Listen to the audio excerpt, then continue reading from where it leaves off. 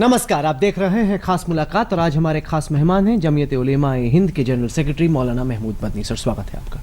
खबरें इस तरह की आ रही हैं कि बहुत जल्द दारुल उलूम मोदी सरकार के खिलाफ रिलीजियस इंटॉलरेंस के मुद्दे पर एक फतवा लेकर आ रही है। आखिरकार क्या वजह रही कि आपको लग रहा है कि इस वक्त रिलीजियस टॉलरेंस के मुद्दे पर एक फतवा लाने की जरूरत है, लोगों को जागरूक करने की जरूरत है? देखिए, फतवा तो एक अलग बात है, लेकिन लोगों में बड़ी मायूसी फैल रही है। लोगों में डर पैदा करने की कोशिश की जा रही है और हम इसके लिए तैयार नहीं हैं किसी कीमत पर कि सोसाइटी के एक इतने बड़े सेक्शन को कि दिल में डर पैदा हो, शक पैदा हो, मायूसी पैदा हो। तो इसी बात के लिए अभी 15-16 मई को बैठ रहे हैं, मिल रहे हैं कि कैसे जो कड़वाहट पैदा करने की कोशिश की जा रही है उस कड़वाहट को कैसे ख़त्म किया जाए, कैसे बात को सही लाइन पर लाया जाए। मायूसी क्यों है, खौफ क्यों है? देखिए, एक तो जनरल है, सारे ही लोगों का एक जो उम्मीदें थी वो कम होती हुई नज़र आ रही है। दूसरा ये हुआ है कि सत्ता में जो सरकार है उनकी ही पार्टी के लोग जिस अंदाज से प्रेजेंटेशन कर रहे हैं, तो एक तरह का ये मैसेज, एक तरह की फीलिंग पैदा हो रही है लोगों के अंदर कि क्या हम कहीं सेकेंड ग्रेड सिटीजन तो नहीं। अगर ये चीज़ पैदा होने लग गई तो ये तो अच्छी बात नहीं होगी मुल्क के लिए, देश के लिए, हमारे लिए अच्छी बात नहीं। पर क्या वजह रही? क्योंकि देखिए, कोई दंगा हुआ नहीं है, एक भी इंसान की जान नहीं गई। जब किसी ने भी कोई आपत्तिजनक बयान दिया मौलाना साहब, हमेशा प्रधानमंत्री की तरफ से, पार्टी की तरफ से ये आया कि ये बयान उस व्यक्ति का खुद का है, पार्टी का, सरकार का, इससे कोई लेना देना नहीं। आखिरकार इससे ज्यादा क्या कर सकते हैं? नहीं, इससे ज्यादा बहुत कुछ कर सकते हैं, इससे ज्यादा बहुत कुछ कर सकते थे। ये क्लियर मैसेज होना चाहिए कि पार्टी और सरकार बिल्कुल टॉलरेट नहीं करेगी किसी कीमत पर। ये देश के साथ खिलवाड़ है, ये ज़बरदस्त खिलवाड़ है देश के साथ कि लोग सत्ता में बैठी हुई लोग, अपने ही दल में बैठे हुए लोग अपनी ही ऐसी पोजीशन कर रहे हैं कि सरकार भी जलील हो जाए, मुल्क भी जलील हो जाए। तो ये कैसे, इसको टॉलरेट कैसे किया जाए? साक्षी महाराज को शोकॉज दिया गया, उनसे जवाब तलब हुआ, साध्वी प्राची से जवाब तलब हुआ, हर दफ़ा खंडन हुआ।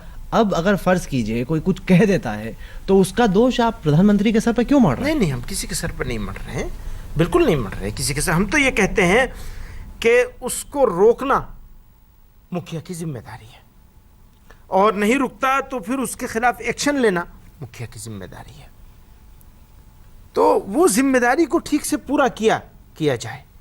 आज भी हम ये कहते हैं अगर ये ठीक तरीके से पूरा किया जाए, उसको ठीक से हैंडल कर लिया जाए, तो मुल्क के हालात बिल्कुल बदल सकते हैं। क्योंकि प्रधानमंत्री मोदी ने टाइम मैगजीन को इंटरव्यू दिया जिसमें उन्होंने कहा कि एक ही धर्म है, वो है कॉन्स्टिट्यूशन, संविधान, उसके अलावा कोई धर्म नहीं। और जो भी कम्युनल हार्मनी को तोड़ने की कोशिश करेगा, देश में दिक्कतें पैदा करने की कोशिश करेगा, कानून उसके खिलाफ कार्रवाई करेगा, अब वो चाहे जिस पार्टी का हो, जिस संघ का क्यों ना हो। तो ये मैसेज तो जा रहा है प्रधानमंत्री की तरफ से। हाँ, अगर ये मैसेज जा रहा है और उन्होंने कहा है तो इसके लिए उनको मुबारकबाद। लेकिन जब यही बात वो कह रहे हैं टाइम को, और यही बात यहाँ पर ज़मीन पर नज़र नहीं आ रही है, किसी के खिलाफ कोई कार्रवाई, लीगल कोई एक्शन हुआ? अगर मैं ऐसी बात करूं जो तोड़ने वाली हो, बिखराव करने वाली हो, समाज को खंडित करने वाली हो, नुकसान देने वाली हो, तो मेरे खिलाफ कार्रवाई होनी चाहिए, नहीं होनी चाहिए? नहीं हुई। खाली शोकॉज नोटिस दे देना ये इनफ नहीं है। साल भर हो रहा है मोदी सरकार का जी। आप मोदी सरकार को 10 में कितने नंबर देंगे? देखिए, वो तो मुझे ही नंबर कुछ मिल जाए 10 में से 2-4 तो बड़ी बात होगी। मैं क्या नंबर दूंगा? मेरी हैसियत नहीं है कि मैं नंबर दूं। लेकिन आपको लग रहा है कि मुसलमानों को उम्मीदें क्लास सिटीजन की तरह ट्रीट किया जा रहा है? नहीं, ये फीलिंग पैदा हो रही है, नहीं किया जा रहा है। हमें पूरा भरोसा है, विश्वास है, हमारे इस देश में किसी के साथ अन्याय होगा भी तो वो उसके लिए दरवाजे खुले हुए हैं, हमारे पास ऑप्शन मौजूद है सारे न्याय हासिल करने के। लेकिन जो मैसेज जा रहा है, हम उस मैसेज को जाते रहना नहीं देना चाहते हैं, तो हम तो आवाज़ देना चाहते हैं देश के लोगों को, इंक्लूडिंग प्राइम मिनिस्टर, आवाज़ देना चाहते तो हैं। फतवा के मायने क्या है, किस तरह का फतवा तो बिल्कुल डिफरेंट चीज़ है। ऐसा है, हमारी मस्जिदें हैं, ASI ने उनको बंद कर रखा है। मस्जिद होती है नमाज पढ़ने के लिए, इबादत करने के लिए। ये देश जो है ना, ये धार्मिक देश है। यहाँ लोग गॉड फियरिंग लोगों का देश है ये। यहाँ लोग खुदा से डरने वाले लोग हैं, ईश्वर को मानने वाले लोगों का देश है ये। यही सुंदरता है इस देश की। आप ये देखेंगे कि वो ईश्वर का सामने माथा टेकने की जगह है, उस जगह को लोग जूता लेके घूमते हैं। कहाँ पे हो रहा है ये, कितने मस्जिद? आपकी नाक के नीचे हो रहा है, 20-30 मस्जिदों में हो रहा है, और ज्यादा में हो रहा है। जहाँ नमाज होनी चाहिए, जहाँ उस पैदा करने वाले के सामने सर झुकाना चाहिए, मत्था टेकना चाहिए, वहाँ लोग जूते लेके घूम रहे हैं। और फिर उसके बाद बिल्कुल कानून के खिलाफ नमाज को रोक दिया गया, रोका जाता है, नमाज होने नहीं दी जाती। ये नया नहीं, मोदी सरकार से कैसे जुड़, नया नहीं। आप कह भी रहे हैं कि नया नहीं है, फिर भी आप ब्लेम कर रहे हैं। एग्जैक्टली देखिए, बात ऐसी है कि जब चीज़ें खड़ी होती हैं, चारों तरफ से चीज़ें खड़ी होती हैं, तो उसके साथ चीज़ें जुड़ती हैं। हम क्या इनसे उम्मीद करते हैं? हम ये उम्मीद करते हैं कि आए हैं तो पिछली जितनी खराबियां सबको ख़त्म करते हैं। हम तो इस आशा के साथ जी रहे हैं। नहीं, पर लोग जो मोदी के समर्थक हैं वो ये कहेंगे सर कि आप इतनी उम्मीदें बढ़ा दो, फिर आपको निराशा ही मिलेगी। नहीं, हमें ना, ऐसा कुछ नहीं है कि हमने कोई उम्मीदें बढ़ाई हैं। हमारे यहाँ तो लोगों ने घटाई थी, कहा था टूट जाएगा, कहा था ना इलेक्शन से पहले टूट जाएगा। हमने कहा था कोई आए कोई जाए, हमारा देश ना टूटा है ना टूटने देंगे, किसी कीमत पर टूटने नहीं देंगे इसको, आए देखें कौन तोड़ता है। थी ना बात, दोनों बातें आपके सामने थी इलेक्शन से पहले। आज साल पूरा हुआ है, हमने कोई उम्मीद नहीं करी उनसे। हम सिर्फ एक उम्मीद करते हैं, इंसाफ की, लोगों को इंसाफ मिल जाए और सबको एक बराबरी के साथ मामला हो जाए। कोई माइनॉरिटी मेजॉरिटी में बिल्कुल मैं इसमें यकीन नहीं रखता। मैं तो कहता हूँ हिंदुस्तान का मुसलमान इस मुल्क में सेकंड लार्जेस्ट मेजॉरिटी, आपको मालूम है, आप अच्छी तरह सुन लीजिए, आपको मालूम है पूरी दुनिया में वर्ल्ड मुस्लिम पॉपुलेशन का अबाउट 50% इस इंडियन सब कॉन्टिनेंट में रहता है और इसका अबाउट 50% इंडिया में रहता है।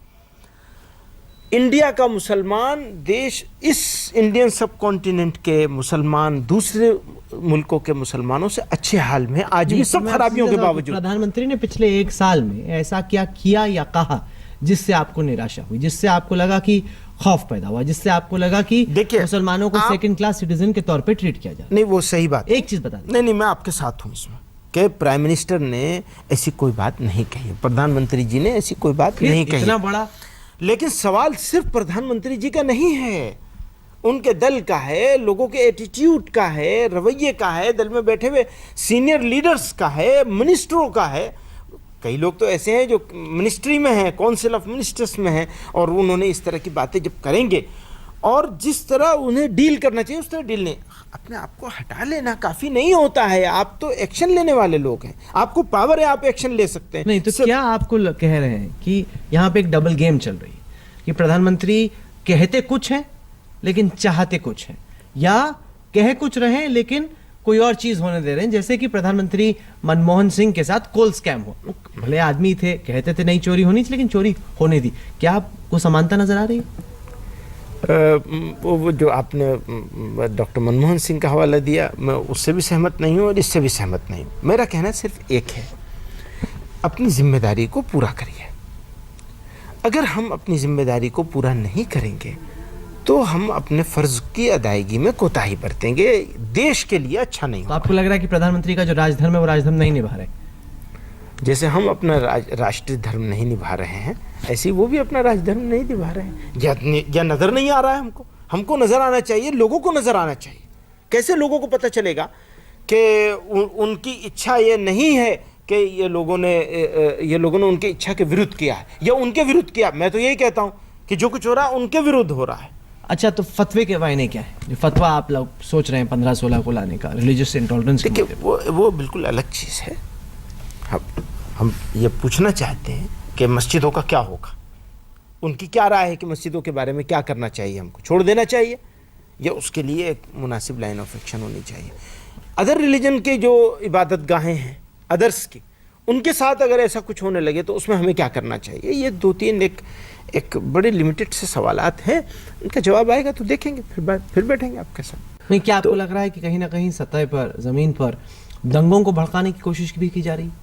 हाँ, अभी चंद रोज़ पहले तबलीग जमात पे हमला हुआ है और काफ़ी मार पिटाई की है बेवजह, बगैर किसी रीज़न के मार पिटाई की। और अभी तक मेरी नॉलेज के हिसाब से अभी तक किसी की कोई गिरफ्तारी नहीं हुई। उस केस में ट्रेन में हुआ है, चलती ट्रेन में, इधर वेस्टर्न यूपी में, यही मुजफ्फरनगर का इलाका, बागपत शामली का इलाका। तो अगर ये ऐसा माहौल बनता रहेगा तो इससे तो बहुत नुकसान होगा। फिर उसके बाद एक न्यूज़ निकली कि साहब ऑर्डर आईबी ने गृह मंत्रालय ने, मिनिस्ट्री ऑफ होम अफेयर्स ने एक ऑर्डर किया है कि जो तबलीग वाले आएँ उनको चेक किया जाए, उनको देखा जाए, ये किया जाए, वह किया जाए। तो जब इस तरह की रिपोर्टें आती हैं तो लोग बहुत ज़्यादा अपने आप को थ्रेटेंड फील करते हैं। ऑफ कोर्स, तो माहौल तो बिगाड़ने की सारी कोशिशें हो रही हैं। कौन कर रहा है ये कोशिश? और बनाने की कोशिश जिन लोगों को करनी है वो कोशिश उस तरह नजर नहीं आ रही है। मैं पूछ रहा हूँ कि क्या बीफ पे जो बैन लग रहा है, क्या आपको लगता है कि वो ठीक लग रहा है, गलत लग रहा है, और क्या मुख्यमंत्रियों में एक स्पर्धा नजर आ रही है? देखिए, आपने 3 सवाल कर दिए हैं कि ठीक लग रहा है या गलत लग रहा है। तो ये इशू रिलेटेड है किसानों से, जानवर पालने वालों से और भारत के एक्सपोर्टरों से। तो इसका सर्वे होना चाहिए, देखा जाए कि क्या क्या फ़ायदे हैं, क्या क्या नुकसान है। फिर ये इशू है रिलेटेड लोगों के जज्बात से, आस्था से। हमें उसको भी देखना चाहिए कि देश में एक सेक्शन है, एक लोग है, एक जमात है जो इसको आस्था के साथ जोड़ के देखती है।